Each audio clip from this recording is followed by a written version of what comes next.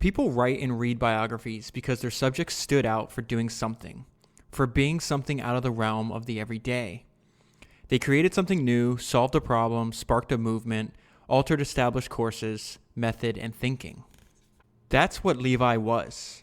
He didn't invent blue jeans, but without him, the most iconic garment in fashion history might never have been more than just duck cloth pants on the rear ends of Nevada's miners and teamsters.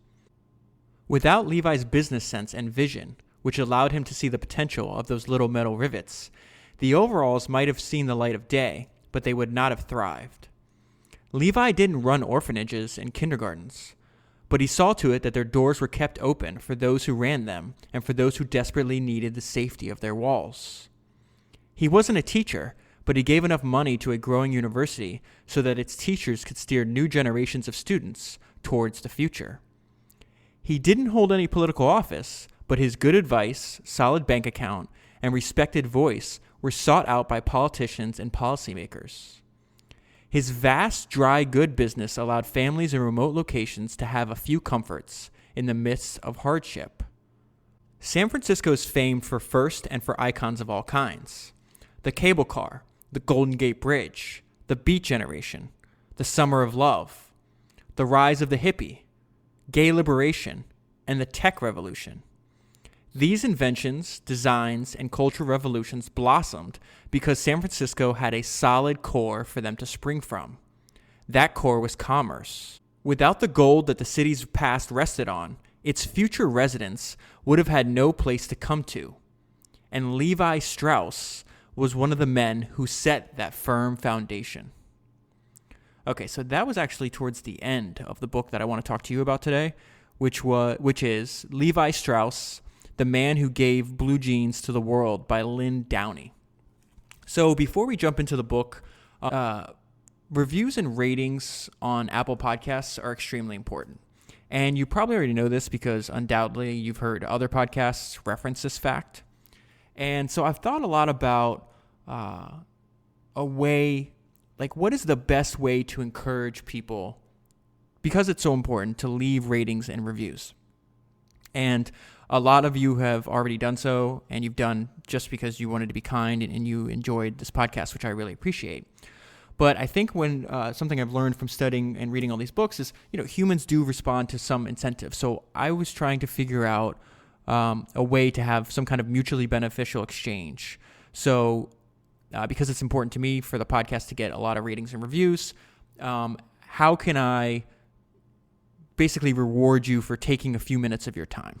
So I actually came up with an idea that I think is, right now it's the best idea that I have in regards to this. So I think the best way than just asking you is to offer you something of tangible value. So here's what I propose. If you leave a rating and review on Apple Podcasts or iTunes, if you take a screenshot and then you email it to me at foundersreviews@gmail.com, I'll also leave the email address in the show notes, I will email you back a link to short little podcasts. They're like short little versions of Founders that I'm doing only for people that leave reviews. So they're not going to be on my main feed. These podcasts are not going to appear on the main feed. They're not going to appear on the subscription, the Patreon only podcast either. It's literally only for people that leave reviews. And if you've already left a review, then obviously just email me and I'll send you the link as well. I already have one done. But inspired by Steve Jobs, there is one more thing. This is not a one-off trade. If you email me a screenshot of your review, not only will I send you a link to the podcast I've already completed for this purpose, but I will continue to email you reviewer-only podcasts in perpetuity. I plan on doing these shorter review-only podcasts about 3 to 4 times a year. And as I thought about it, I think it's a pretty fair trade. For a minute or two of your time, I will send you hours of work on a reoccurring basis. Okay, let's get into today's book. So we're going to start out in Levi's early life. So the book says, his early life, like that of his fellow Jewish newcomers, began as humbly as what 19th century Bavaria had to offer. So he was born in a place called Bavaria, which I had never heard of, so I had to look it up. And turns out during the time that he was born into something called the Kingdom of Bavaria, which only lasted from 1805 to 1918. And it was a German state that succeeded from the former electorate of Bavaria, or maybe it's Bavaria, I'm not sure. But I want to describe for you the reality of his early life and why his family eventually fled to America. And it has something to do with this thing called, it's a German word, so I don't know how to pronounce it, but it translates to the Jew law. So I want to describe to you what his society was like. So it says, the boy whom America would transform into the man called Levi Strauss began life with the first name Loeb. Young Loeb was born into a society that believed it had, quote-unquote, emancipated its Jews and given them the rights of full citizens. In reality, Jews had only those rights that made the Bavarian government and Christian society comfortable. It gives a little background of what was taking place in like the 10th century up until this point. It says, over the next 700 years, so from, let's say, 1000 to around the time where the story picks up, over the next 700 years, Jews were repeatedly expelled or exterminated, allowed to return, and then forced to leave their homes again. At the end of the 17th century, they began to trickle back into what becomes Bavaria. And here's some restrictions. They were allowed complete freedom of worship, but rabbis had to have command of the German language. Only villages overseen by a local police force could have a rabbi. Congregations without a synagogue could worship in private homes, but Jews could not have secret private gatherings for any other reason. Once in effect, this German word appears again, I'm just going to call it the Jew law. The Jew law decreed these traditional occupations off limits, and Jews were forced to take up farming and crafts. There were some exceptions, though. Men who were already engaged in peddling before 1813 and could not learn any other trade were allowed to continue. Others learned a new trade on paper, but practiced the old one in reality. So his dad was like rather old when he had like 8 or 10 kids. And he was something known as something called a peddler. So when they're using the word peddler in this book, it's really like a door-to-door salesman where they were poor enough, they were too poor to have a store, but doing well enough that they could still support their family. So all of the goods and products that they would sell, they had to carry with them. And so the Bavarian government eventually said, no, like the only Christians could do this, Jewish couldn't. So it says, the Jew law left its mark everywhere, from individuals to entire villages, and the Strauss family were among them. So I'm not going to spend too much time on his life before he gets to America, but there are some highlights that I want to hit that I think are interesting. So it's talking about his dad. He says, he continued to work as a peddler, even though the Jew law forbade its practice. Nearly 50 years old when Loeb was born, he could not pick up a new profession. His sons, however, were not so lucky. They could not follow in the family business or choose any other traditional Jewish trade. Loeb was expected to become a farmer, tanner, weaver, cobbler, soap maker, or other small craftsman. And even though they might find training or work, they would have to do it alone. The new rules regarding marriage made most men ineligible as husbands, and the available women were snatched up by those who were. So the restrictions of the Jewish law in Bavaria at the time even applied to like things you could do in person and like your personal lives, like who you could marry, what kind of work you could do, if you could gather like large groups of people, where you could worship, all kinds of just stuff that's frankly none of the government's business. So the next note I left myself is that they're looking for tolerance and the freedom to be left alone. And it says the Jew law was designed to make proper citizens of Bavarian Jews, and it did for the United States. As the government gave with one hand and took away with the other, thousands of Jews left Bavaria to find religious and social tolerance across the ocean. So his dad winds up passing away. This happens. What I'm about to describe to you happens over a few short years. His dad passes away, leaving his mom a widow. She remarries. The second husband dies as well. So now at this time, Loeb is one of the youngest of the children, and most of his older brothers have already left for America. And says, now a double widow in possession of 2 homes with no husband or grown male children to protect or support her, Rebecca, which is his mom, made the only logical choice she could. It was time to move to America. So the process of getting out of Bavaria was not that simple. It took him, I think, almost 2 years to finally petition the government.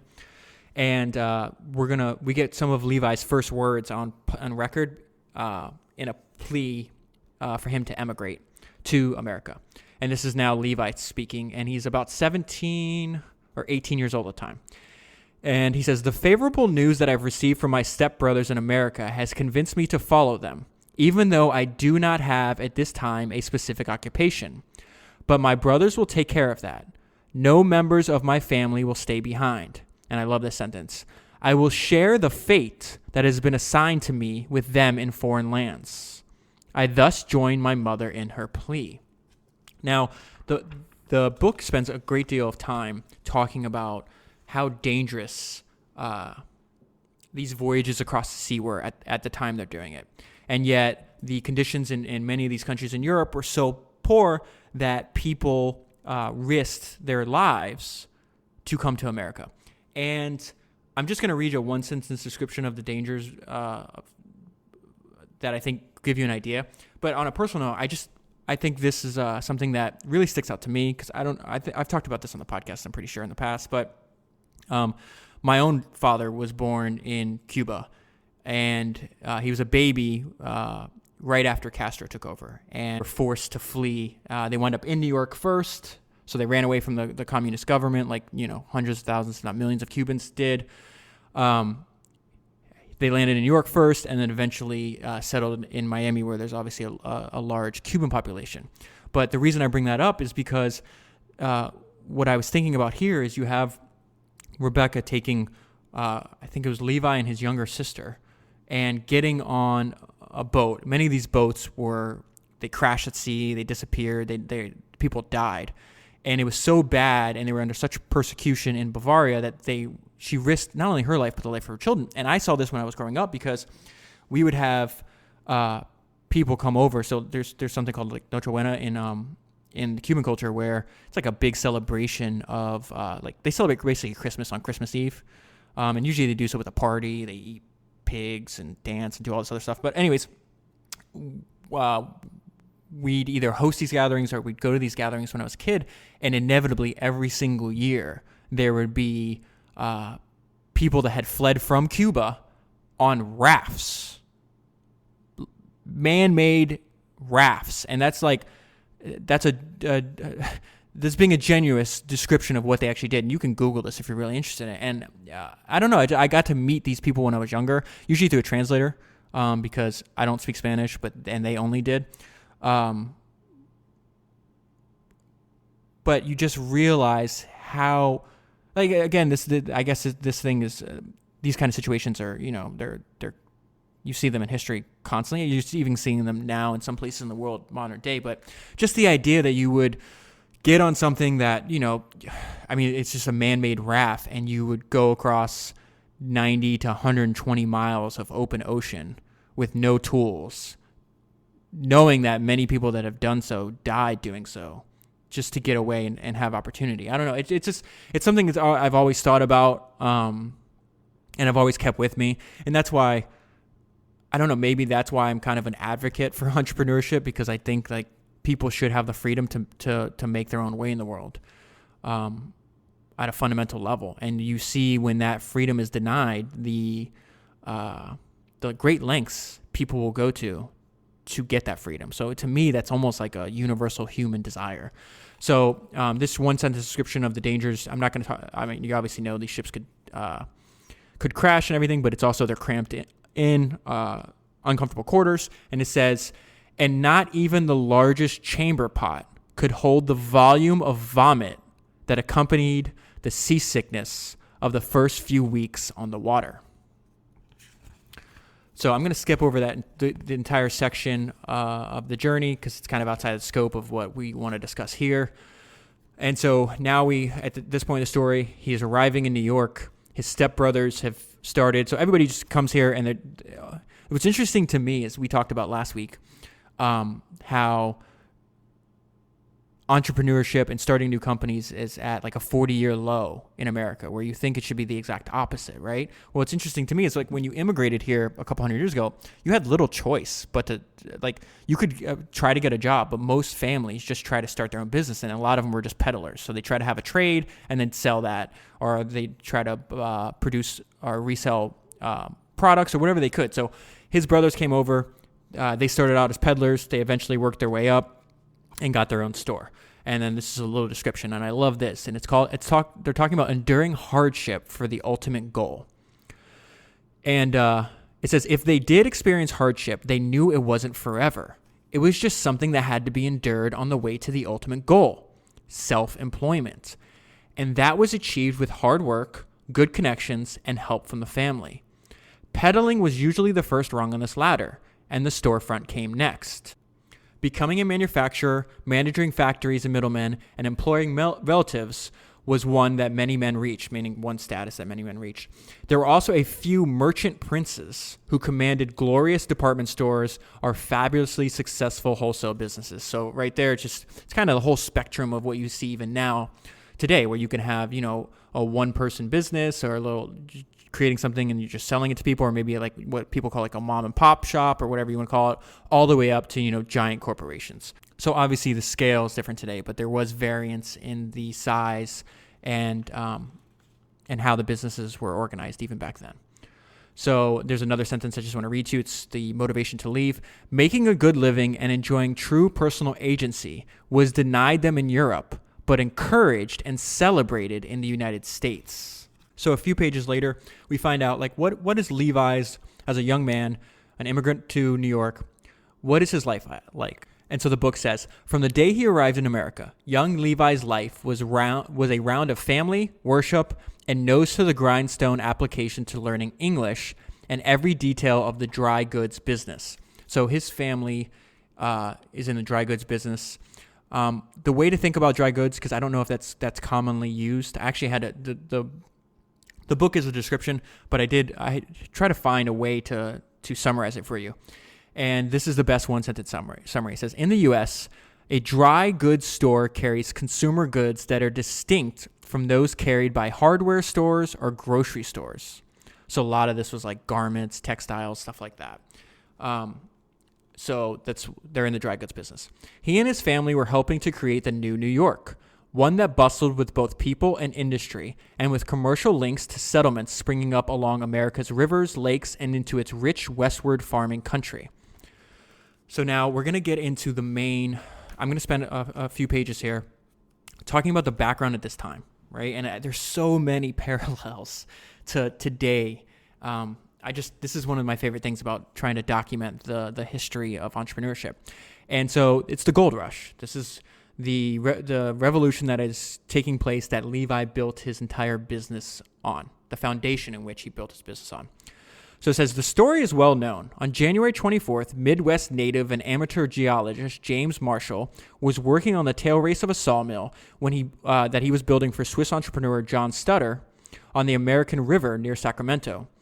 He used the mill race as a giant sluice, and after flushing the mill race down to bedrock, he looked into a small, still pool, put his hand into the freezing depths, and brought out the nuggets that would ignite one of the greatest mass migrations in history, the California Gold Rush.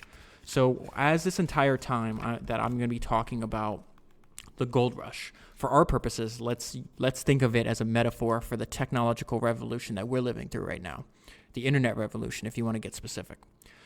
So this is a description of the opportunity caused by the gold rush. A reporter writing in the February 19th, 1852 issue of the New York Times stated that the febrile symptoms, I had to look up this word, febrile is like fever, of the California gold rush were not a passing fad. Here then is a limitless opening for industry and talent, he wrote. If anything describes the approach to the challenges of the gold rush, it is the words industry and talent. With foresight gained from the years of hard work and good news from those who were already in California, merchants realized that the best way to make money in mining was not to squat in a snow-fed river, but to have dry clothes ready for those who did. This is also known as pickaxe retailing, that in a revolution, instead of trying to make money In the actual revolution, you should be making money selling tools to those that are doing that. That's at least one strategy. Having perfected the peddling and then wholesale and retail merchandising of American goods while in New York and in Ohio River towns, merchants who went to California went there well prepared. Few of them ended up as peddlers, mostly because California had enacted an enormous tax on peddlers. But these merchants knew that opening stores in the small towns that blossomed throughout the gold region was the best hope for success. Some stayed in New York and supplied California retailers exclusively. As the port city nearest the gold fields, San Francisco was perfectly suited to be the way station for goods and men. Immigrants, like the Strauss brothers, came to New York just as demand for ready-to-wear clothing arose and then exploded. As more young men joined the middle class, they enjoyed a growing prosperity, but this didn't always mean that they could afford tailor-made and personally fitted trousers, shirts, and vests. Most of them could not, actually. So they talk about the people that opened a store. They entered the clothing business, relied on tiers of producers and manufacturers. Workers in their homes or in small shops produced for jobbers, who then sold the goods to wholesalers and then distributors. Okay, so that's the channels we're talking about.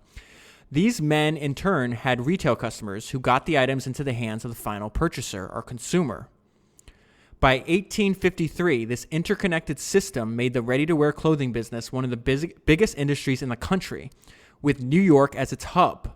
This category included the garments prized by the new white-collar class, but also covered the rougher shirts and trousers worn by farmers, laborers, and soon California gold miners.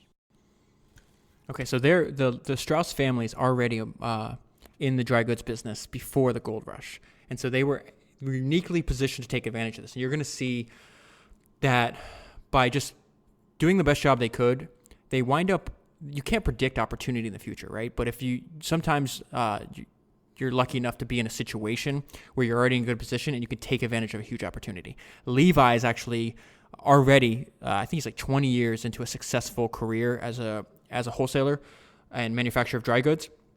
And that's when he has an even larger opportunity to do the blue jeans. But we'll get there. So they identify a hole in the market. So by 1852, the Strauss family was surely hearing many stories about the travels of their fellow Jews and their successes in California. Friends and neighbors shared letters from relatives out west, and commercial ties were made and strengthened, and it became obvious that the gold rush was not a fluke.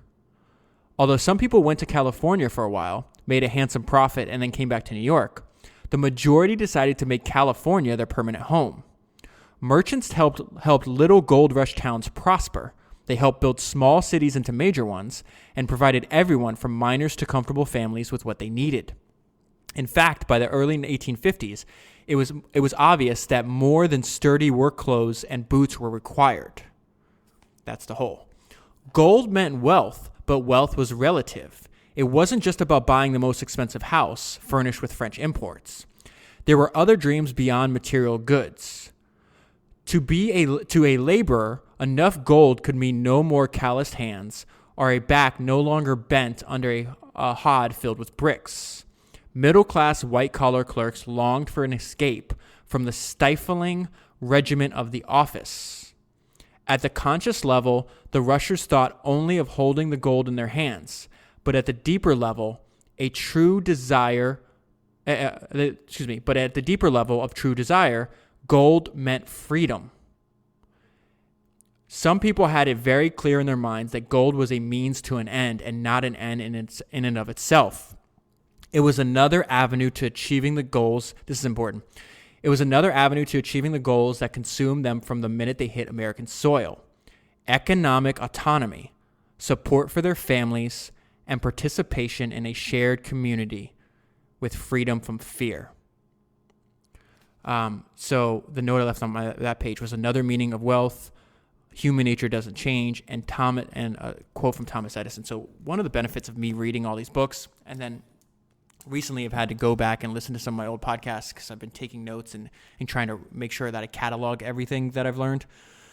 And so all of this stuff, there's so many times where I just read like a paragraph and it's, my mind just compares it automatically to something that's seen before. And so I want to read something from the biography of Thomas Edison that I read like 2 years ago. It's called The Wizard of Menlo Park. And it really made me think of that paragraph I just read to you. And I would say like my own personal like life goal, and has been for a while.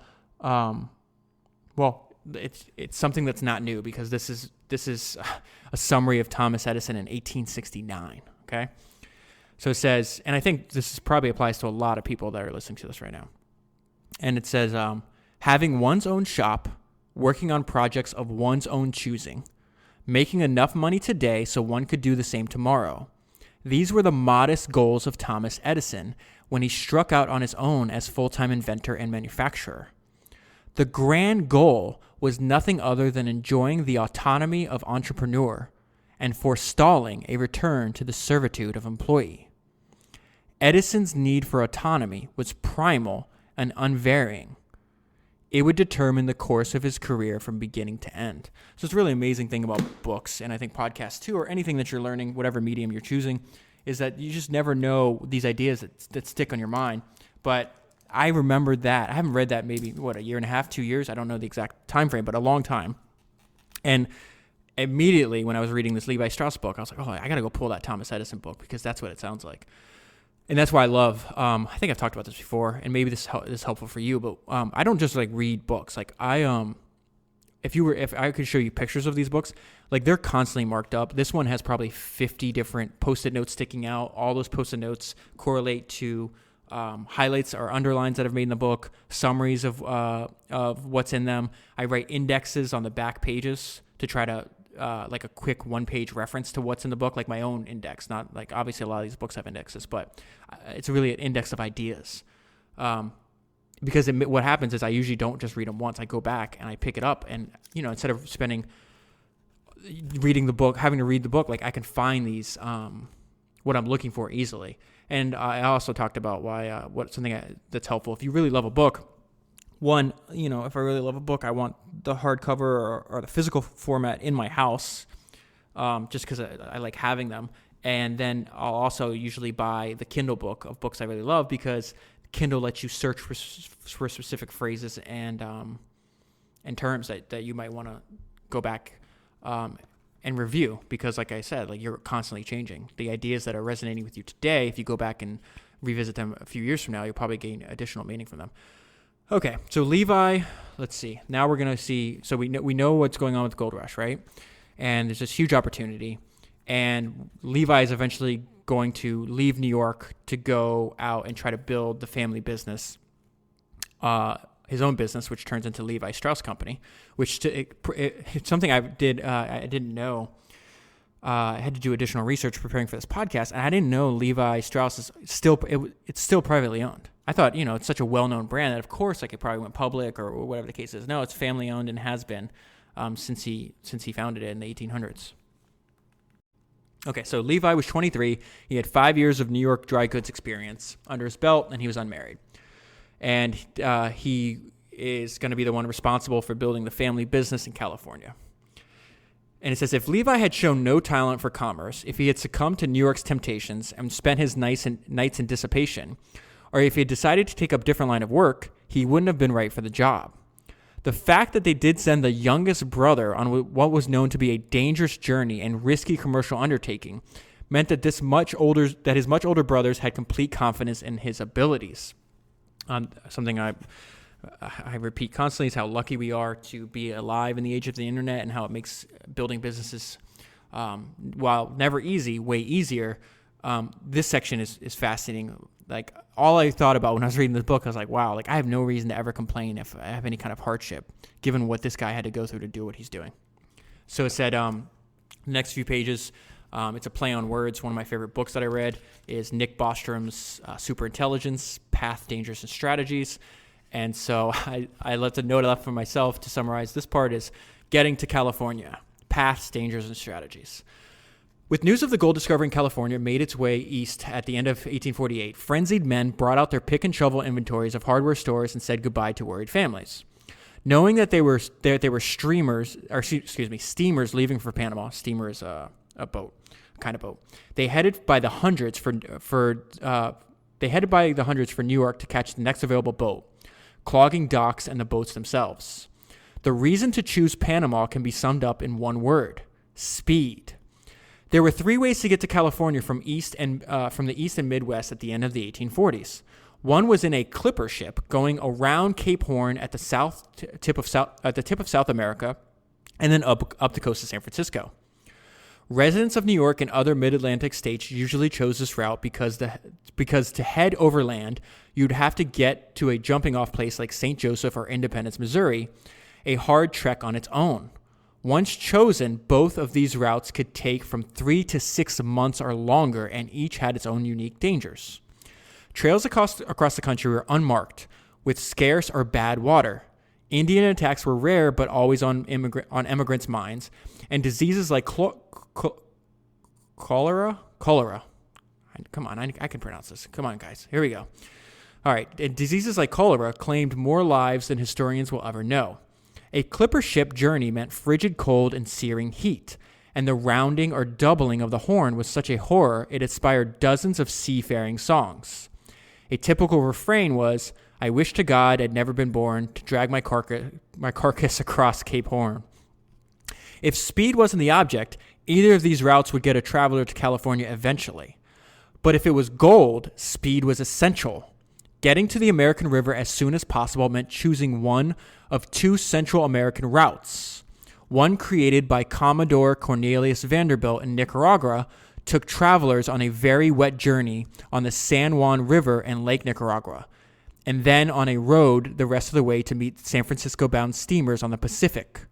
The Panama route was more popular, and conditions improved as the 1950s progressed. Keep in mind, there's going to be, I think, a 2-part series I'm doing on the Commodore, on Cornelius Vanderbilt, very soon. I don't think you could do a podcast on the history of entrepreneurship without mentioning him. He was a character, to say the least.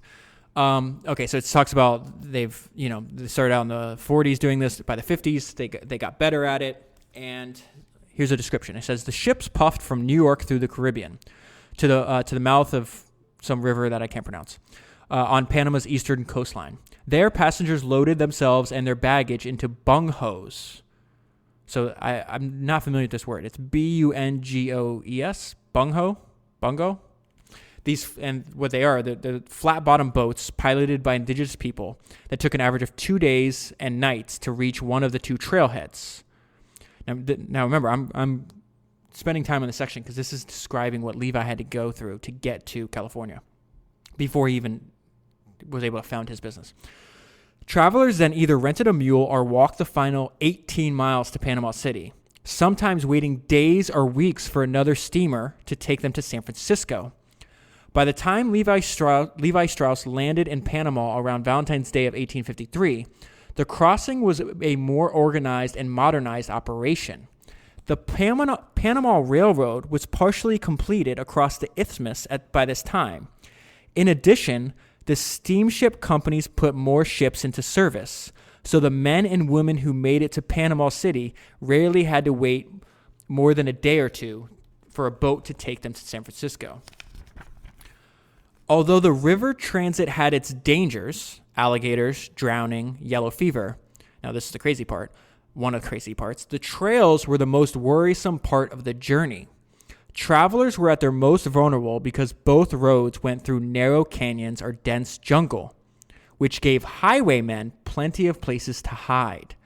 Robberies and murders happened on the trails at all times of the year. Though they mostly targeted those going home from the goldfields, their packs full of plunder of the American river. So Levi he survives that. He gets to San Francisco. I just want to share this one part that's relentlessly resourceful. I just love when people they come up with these clever entrepreneurs come up with these clever ideas to build businesses out of stuff that's like in plain sight. It's just like you had to come up with a good idea to do this. So people are rushing San Francisco because of the gold rush, and I'm just going to read it because it's funny. It brings a smile to my face.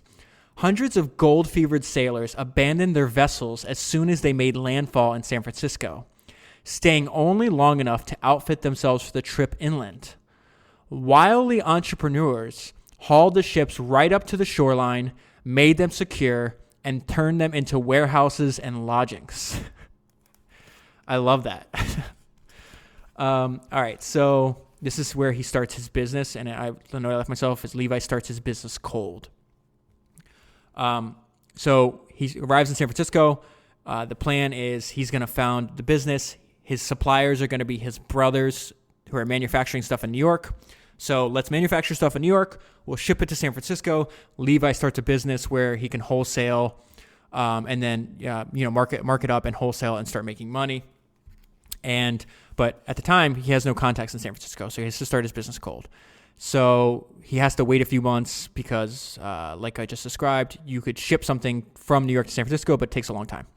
So they ship it out in January. They expect it to arrive in May. With this information in hand, knowing that 3 shiploads of dry goods would start arriving at the end of March, he hit the pavement to find his first customers.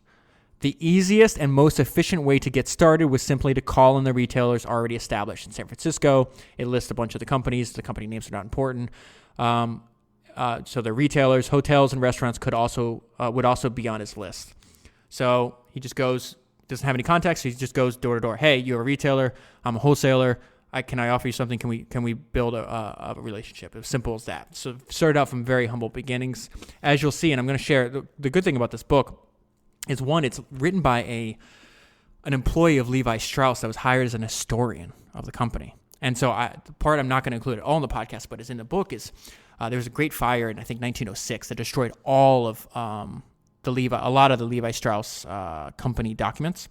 So she had to go back and spend several years. She traveled to where he was born, down to South America, all the places that are important to the Levi Strauss story to recreate and obtain information. And she was also able to find public records of income, how much money they were sending, because a lot of stuff was on ships. I don't know what they're called, registers of the stuff they're carrying. There's a specific term that escapes me at the moment, but if let's say you want to ship 1,000 tons of gold or whatever, that what's on the boat, and then we can know what gold was worth at the time, and you can kind of guess. Basically, it's a way to work backwards and find out revenue numbers, and then we also find profit margins stuff. And I'm going to I'll of course share that on the podcast, because that to me is interesting, and it gives you concrete a concrete understanding of the success that the company was having. What I love about this book is she gives a lot of background on San Francisco, and I just think it's fascinating to understand the history of places. Kind of gives you an idea of why certain industries started in specific places as opposed to others. So it says, in 1855, journalist and occasional politician, his name's not important, compiled and published a remarkable book called The Annals of San Francisco. This enormous tome recounted the history of the city from the early exploration period to the current day. It covered everything from the history of the post office to benevolent institutions to the Great Fires to a month-by-month accounting of the events from 1853 to 1855, with copies of the California Constitution and the city's charter thrown in. It is a clear-headed look at San Francisco's personality as well as history. In describing the city's life during 1853, the authors wrote that San Francisco was still, as in its early rowdy years, a place of hard labor and wild delights. Okay, so skipping ahead, I've left myself 3 notes on this. It says the financials, which we're going to get into numbers, which I think is fascinating. History doesn't repeat itself. Human nature does, which, we talk about all the time. And this time is not different. So now we're going to, at this point, fast forwarding, he's already built his business. He starts getting shipments from his brother. He sells it and just slowly and steadily just starts building this up little by little. And over the next 2 years, Levi continued to build his business and fell into a comfortable commercial routine of taking in shipments from his brothers and finding new customers. The following year was busier. This is 1855.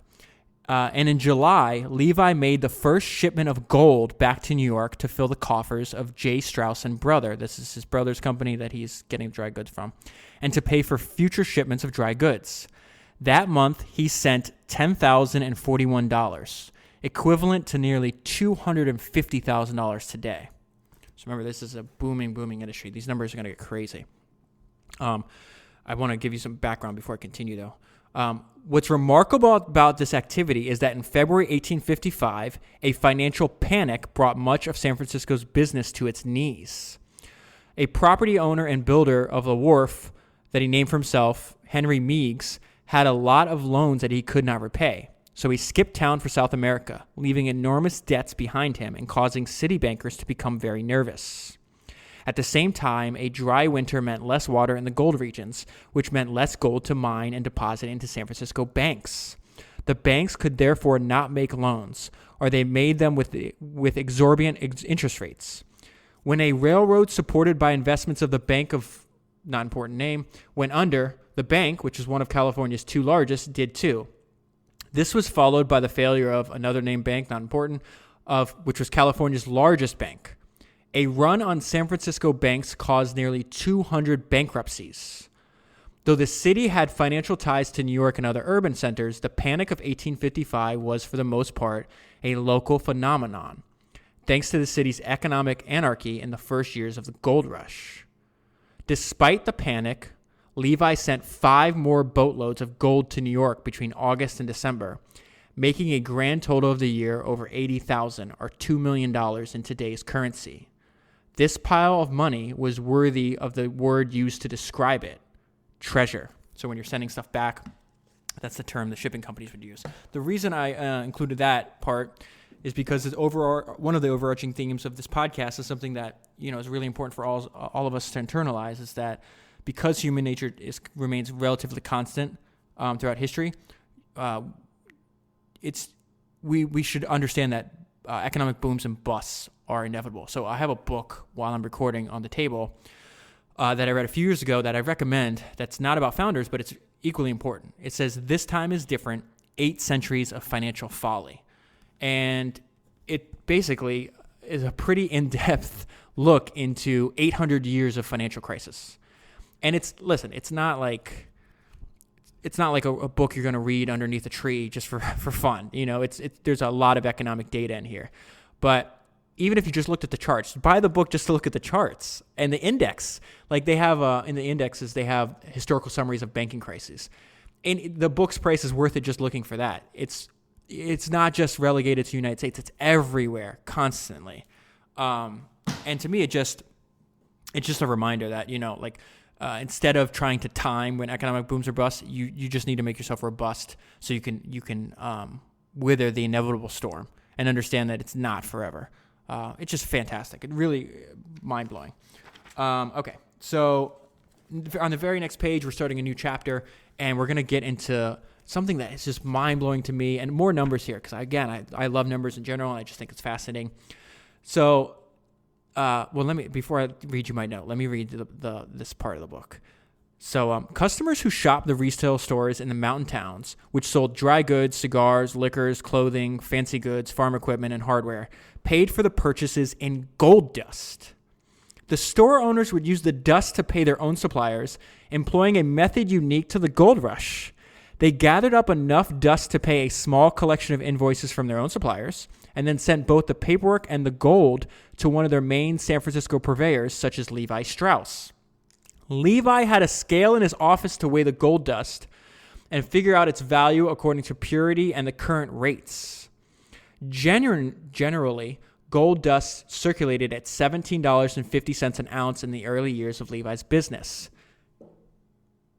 After weighing and measuring the dust, he could then use it to pay off all of his customers' miscellaneous bills, depositing the remainder to his account as credit against that customer's future business.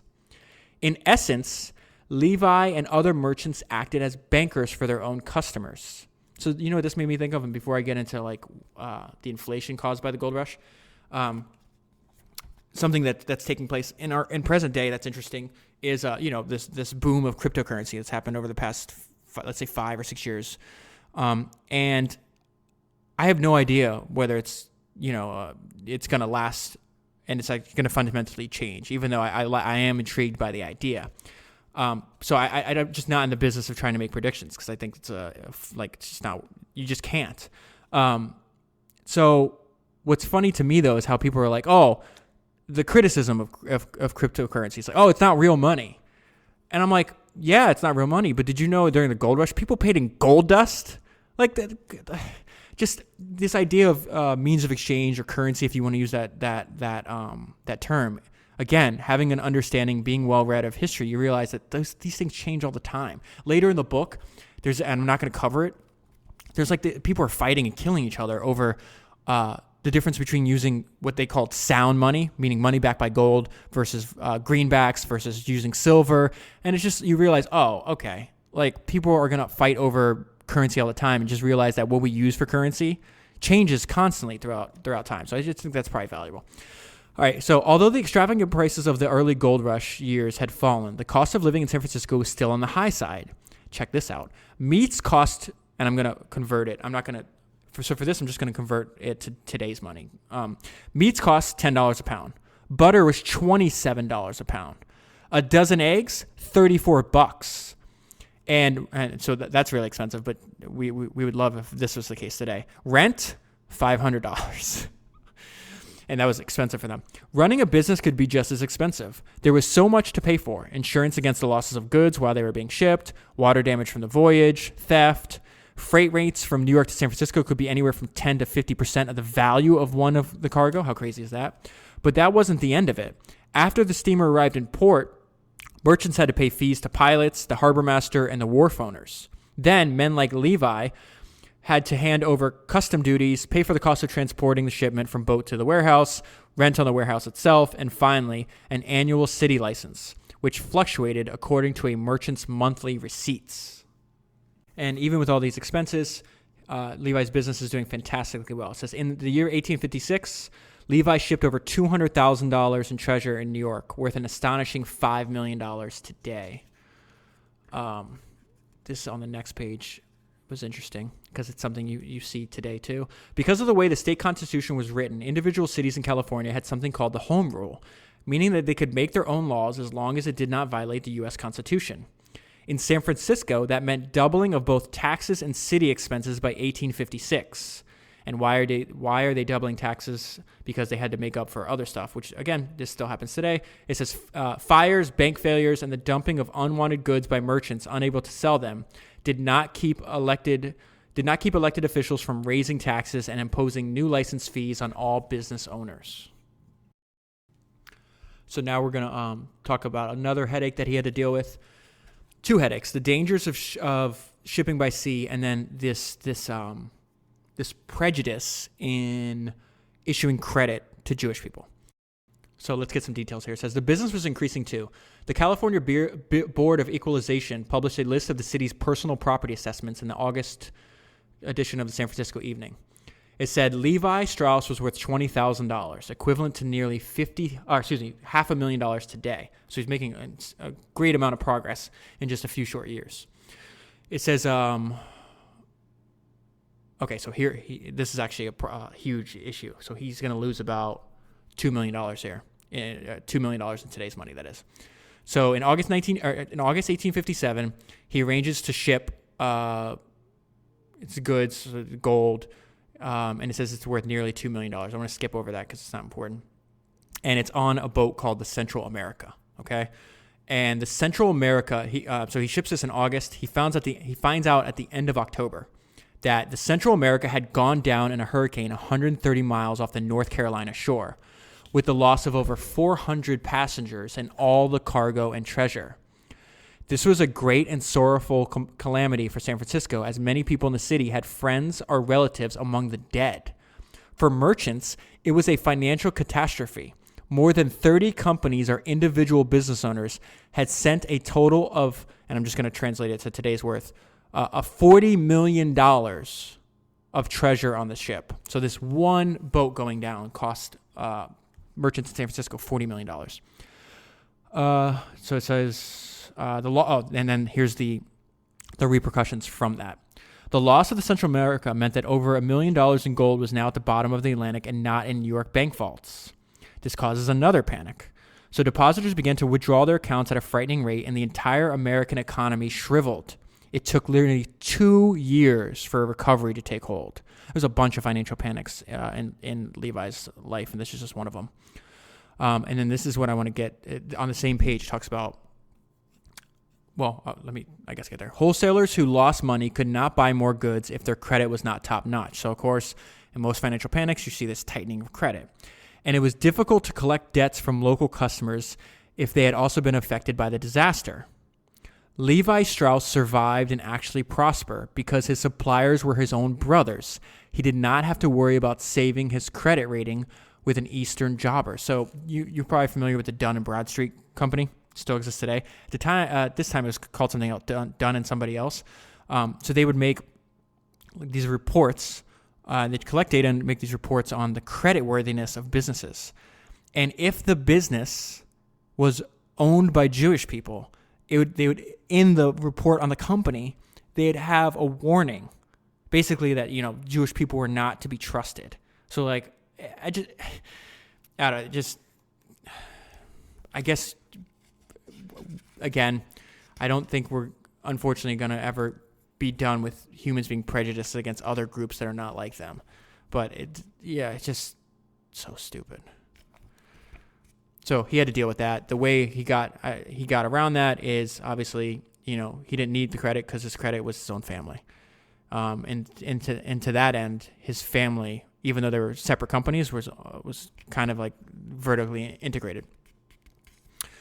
Skipping ahead a little bit, he's expanding his investments. He does a bunch of other businesses. His main business forever is Levi Strauss and Company, but he's just very industrious and constantly interested in expanding not only his personal net worth, but I would say the overall GDP of the industry he's operating in.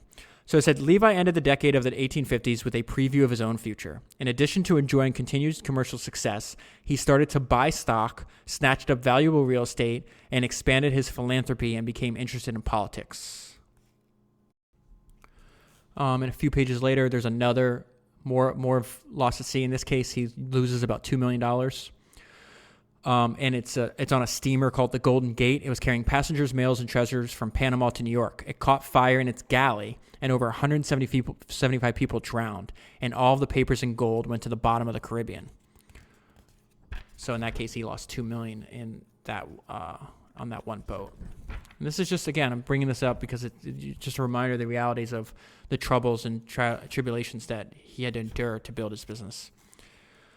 And this is another reminder. So what's interesting to me is the focus of this book is happening in California, right? And when I think of, but it's all these events are taking place during the U.S. Civil War. And so when I read Team of Rivals, this biography of Abraham Lincoln, fantastic book, goes into a lot of detail, specifically about the time from when he ran for office and up into his assassination. So most of it's about the Civil War. But it always focuses on, like, when I think of the Civil War, I think of like the East Coast. I never thought about the West Coast ever before this book. And maybe because I live on the East Coast and so I'm like predisposed to just kind of apply it to things I'm more familiar with. But this paragraph, I just wanted to put this in the podcast because it gives us more context about all the events that are happening while he has to build his business. And it says, during the war, California gold was as essential as beef to the Union's war efforts. In order to obtain and secure good credit with allies, Britain and France, gold was a vital backing for the government's currency. Between the start of the Civil War in 1861 and its end in 1865, Levi Strauss shipped $31 million worth of gold in a 4-year period. Levi's friends and competitors sent equally large volumes of gold, all of which led Ulysses S. Grant to say, according to legend, that California and its gold helped Abraham Lincoln win the war. Okay, so we're almost to the point where we get to the main thing he's known for, which is the blue jeans. But this sentence reminded me of an opportunity to throw in one of my favorite quotes, the Peter Drucker quote, that entrepreneurship is not an art or it's not an art or science, it's a practice. And it's description of one sentence description of Levi, and it says, being a merchant was not just what he did, it was who he was. And then finally, this is a description of Levi's business right before the invention of jeans. So I've just jumped over like 20 years here. So, but I want to get to the jean part. And the reporter, there's a profile of Levi written by a reporter, and it says the reporter was especially taken with the staff's efficiency. If a city merchant should call at 8 o'clock in the morning, he might have purchases of the amount of $50,000 and have every article delivered to his store by 1 o'clock in the afternoon on the same day. If time is money, there is no need of argument on this point. The article also uses the surprisingly modern corporate concept of empowerment when talking about how business got done. In the absence of the principles if a purchaser should call in to buy $500,000 worth of goods, the chief salesman is empowered to act in every particular as if he was a member of the firm. So that's just another example of decentralized command. The reporter titled the article with a phrase that must have been gratifying to Levi: "Are solid merchants." This reputation was already well known outside of San Francisco as well, and Levi's good name, this is the most important part, and why I included this, and Levi's good name would soon bring him an unusual business opportunity, a giant leap in profits, and the need to create an entirely new department for his headquarters. Okay, so with that foundation, he's able to capitalize on this opportunity. And we're going to be introduced to Jacob Davis, who is the inventor of jeans. It says Jacob Davis liked to tinker. Like Levi, he was a Jewish immigrant and started his working life in the clothing business. And he was always thinking about how to improve the way things were done, as well as how to improve his own life. An inventor at heart, he also found a way to reinvent himself. So I'm going to skip over a bunch of this, where he has a bunch of different businesses, probably like 5 or 6 different ones before he stumbles upon this. And this is how he invents jeans by accident. Then in the spring of 1868, another massive silver discovery was made. He's living around the Nevada area. A new rush was on, and men from all over the state needed to outfit themselves to try their luck yet again. Jacob Davis realized that he could take advantage of this opportunity and began to specialize in making tents, wagon covers, and horse blankets. But Jacob had been thinking about some ideas he had for clothing-related inventions. With inventing and improving on his mind, he decided to add a little something extra to the pants to please his customer. Remember, he's a tailor by trade. And then didn't think much more about it, but other people soon would. One of the fabrics that Jacob used most often in making wagon covers and tents was something called duck, or ducking. It was a sturdily woven cotton fabric similar to canvas in appearance, but much stronger. But he had also used duck to make pants for the teamsters in town, or sometimes he used denim. Jacob needed to buy more fabric, but didn't know of any places locally where he could get it. Good thing that Levi does. But he did know about Levi Strauss and Company. Remember the book we were just talking about? He had a good reputation. And so this is where some of his relatives had purchased some things from Levi previously, where they brought the amount of duck fabric, and they were in town in San Francisco, so they brought the amount of duck fabric that Jacob needed. So through relatives, Jacob gets this fabric that he needs from Levi. And a few months later, he's in his shop, and a woman comes in. So it says a woman came into Jacob's tailoring shop. Her husband needed a pair of cheap pants. This is kind of funny. She came into the shop to place their order. He had worn out his last pair of trousers, and she hoped to get him a new pair before the new year. Jacob told her that he needed to have her husband's measurements, and she tartly replied that he could not very well come because he had nothing to put on. So he's pantless. The woman told Jacob her husband was pretty rough on his trousers, and she asked him to make the pants as strong as possible. Using the duck fabric he had bought from Levi Strauss and Company, Jacob sewed up the trousers, thinking about how he might make them sturdier. As he recalled, I was making horse blankets and covers for the teamsters at the time and had used rivets for the straps in the blankets. Those straps were not sewn with seams, but they were riveted together. So when the pants were done, the rivets were lying on the table, and the thought struck me to fasten the pockets with these rivets. I had never thought of that before. So he makes these pants. People see her husband, who now has pants and can go out in public, walking around, and they eventually want these new riveted pants, which we are going to come to know as jeans, which happened by accident because they just happened to be on the table while he's making these pants at the request of this lady to make them stronger. So he's a tailor. He's got a family support. He's got a wife and kids, but he's had a bunch of businesses that didn't work out, right? But now he's like, damn, I stumbled onto something and these people really want it, but I don't have enough money to reinvest into this business. So he tells his wife, he's like, yeah, I'm gonna build another business. And his wife is really upset. And you're going to see how this twist of fate winds up becoming partners with Levi over this. Based on his past experience, Jacob thought he might be able to patent his new style of pants, but his success as an inventor was not adding to the family bank account. Applying for a patent was not cheap, and by the spring of 1872, Jacob's wife Annie was at her wit's end with how much time and money he had put into inventions that did not live up to their billing. In tears, she begged Jacob not to go down that road again. He knew he had to try to patent his process, though. He was afraid someone else might steal his idea, which he was sure was a moneymaker. So he decided to take a different route. This time, he would get a partner. He writes a letter to Levi Strauss. They had already had a business relationship because Jacob was ordering for I think over 2 years, ordering products from him. So he's like, listen, I invented this new thing. I don't have money for the patent. I'm willing to offer you 50% if you'll pay for all this stuff. Within like 3 weeks, Levi acts on this, and the deal is done. So it goes really fast. I'm going to skip ahead a little bit. I just want to give you this couple sentences of the context of the time we're talking about and all the new inventions. It says in 1871 alone, 19,000 applications were submitted for new utilities or inventions to the patent office. 11,000 of these were granted.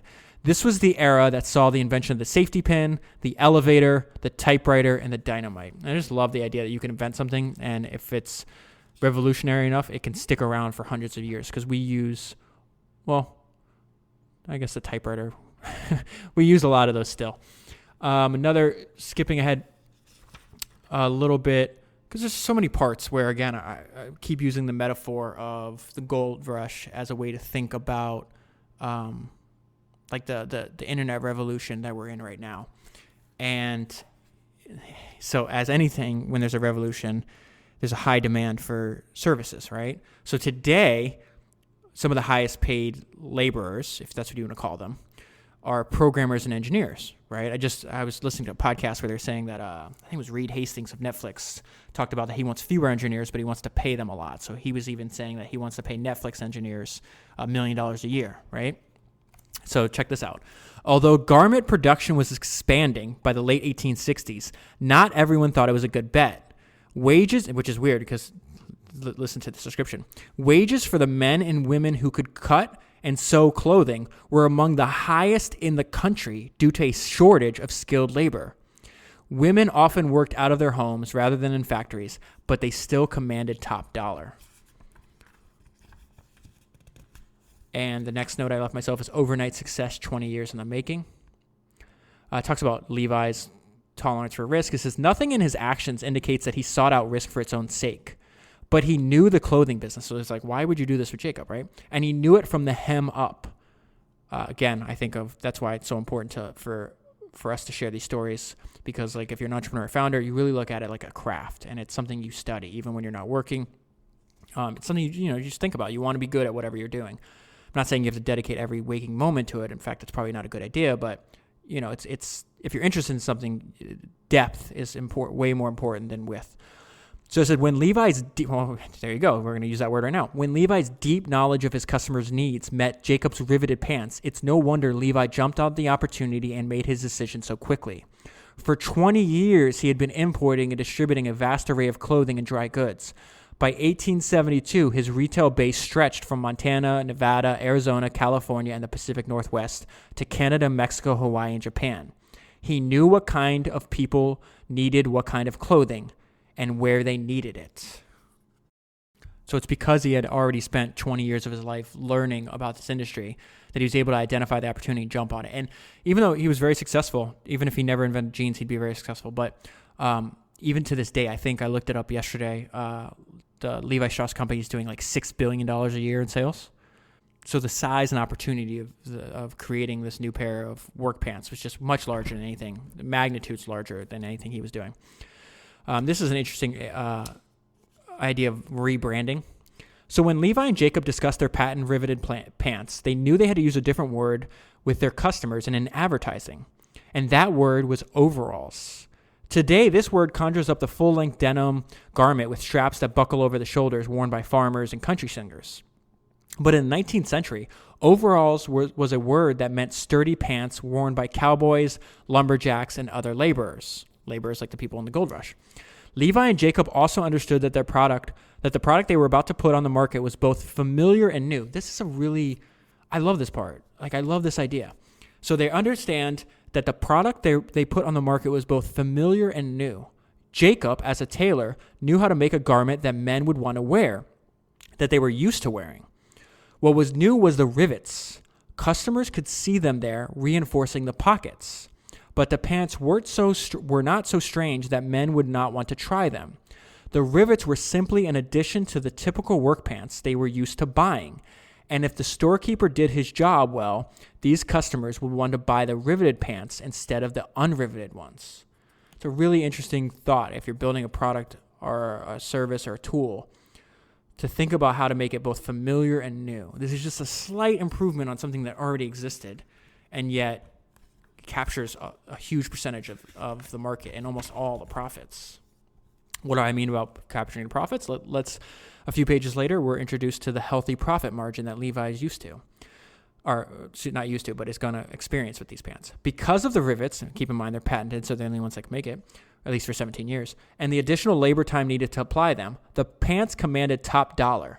The wholesale price was $19.50 per dozen, with Levi Strauss & Company seeing between 33 and 40% in profit.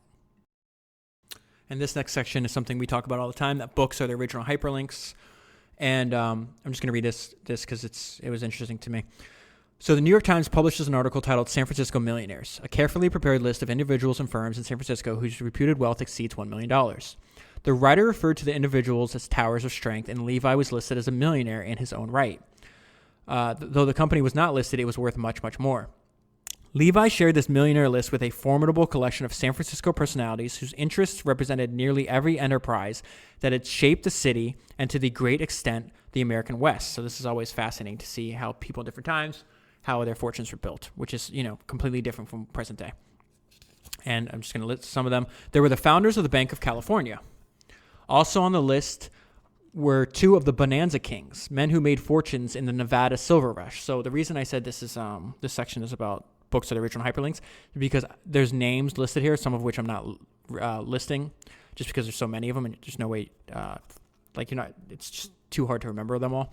But I found some biographies on some of these people, and I've already ordered the books. So if hopefully some of these appear as future founder episodes.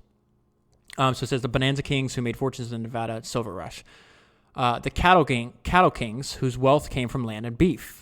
The presidents of Wells Fargo Bank, who also had interest in water systems and mining. His name was Lloyd Tevis. In the 19th century, Tevis was the very definition of capitalist, according to this article.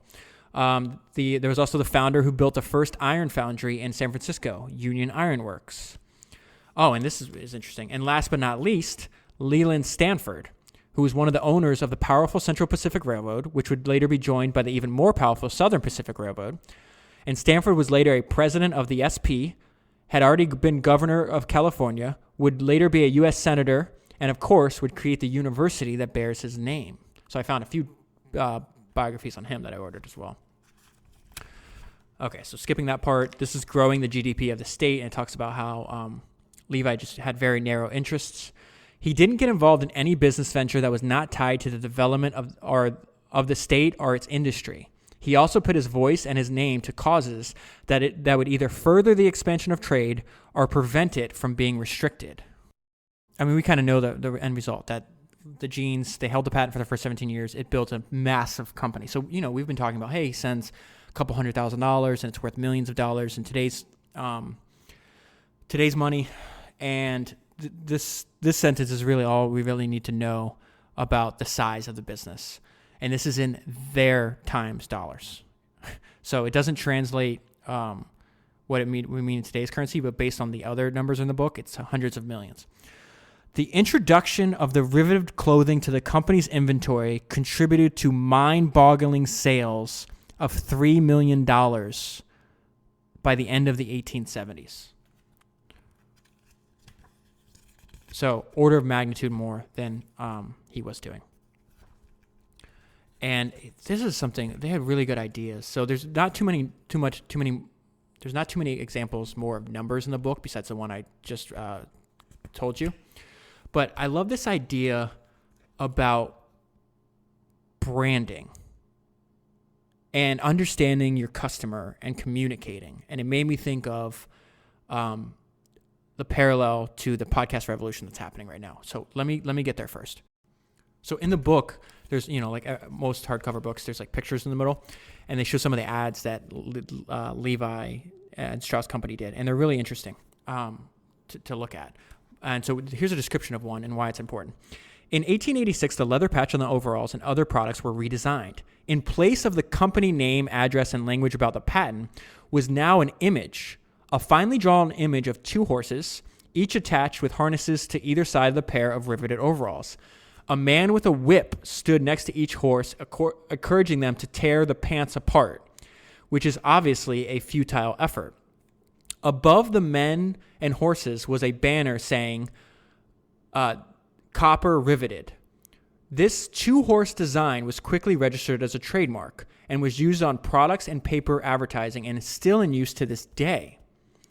A specific design that could be associated with this is the important part.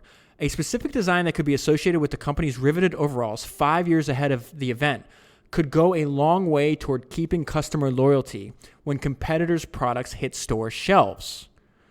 It also had a cultural function. Check this out. Some new Westerners were either illiterate or did not speak English as their first language.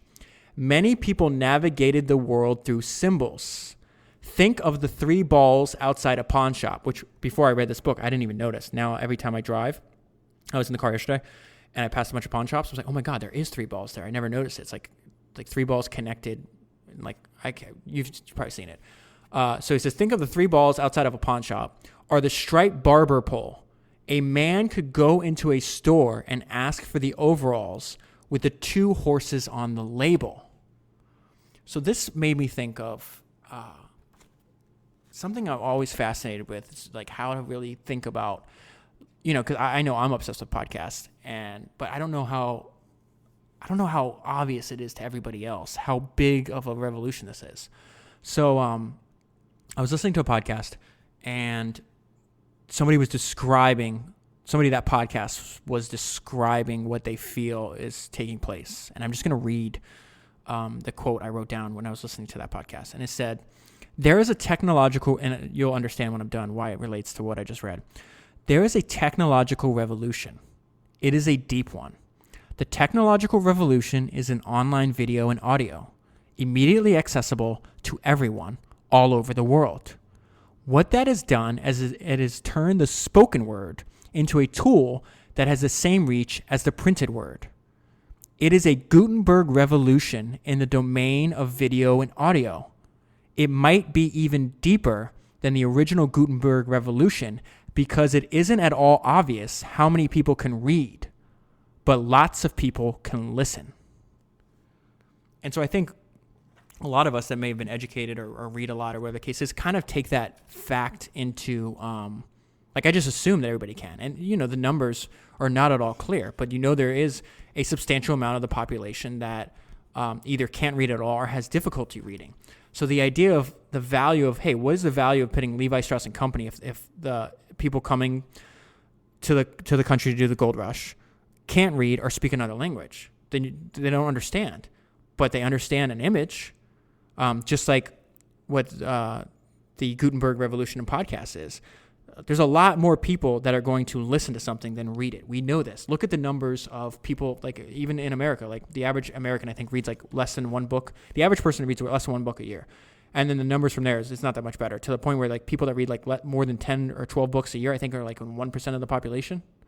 I think that's what the numbers are. It's been a while since I saw it, but it's something like that. And to me, that's shocking because, I've told stories before my mom died of breast cancer last year. And one of the stories she'd always used to tell me is that even when I was a kid, that I would I would never not read. So I'd be eating cereal at the breakfast table, and I'd be reading the box of cereal. I would just constantly read. So to me, it's like second nature. But that's just my opinion is kind of shaded by my own experiences, like it is for all of us. And so I don't know. I just think that's amazing how podcasts give you the ability to understand information without having to read. So much so that there are some company blogs I like to read, right? and I sent an email to one of them a little while ago because I never think to check. But sometimes like maybe somebody tweets like an article from them, and I'm like, oh crap, I got some value out of there, or whatever the case was. And so I emailed them. I'm like, why don't you guys just make this a like podcast too? It takes no time to set up. Like it could literally just be somebody there reading the article. I'd subscribe to the feed and I'd see everything you did. So I didn't get a response, but I think that's a really like, I don't know. It's just such a better idea. As much as I can, I'm trying to move most of my consumption to audio. I like it because I can be doing other things. Like I can be in the gym, I can go for a walk, I can be reading, or not reading, I can be driving. I don't know. Like to me in 2018, it just makes complete sense. If you have a company blog, again, I'm not saying replace it with an audio, it should be a supplement to it. You don't even have to make another, like a lot of people are using podcasts for distribution, right? Like you don't even have to make and hire other people to do it. You literally already have the content right there. So I don't know. Just a random thought. So, let's see. Okay, so there's only a few other things I want to share with you. And,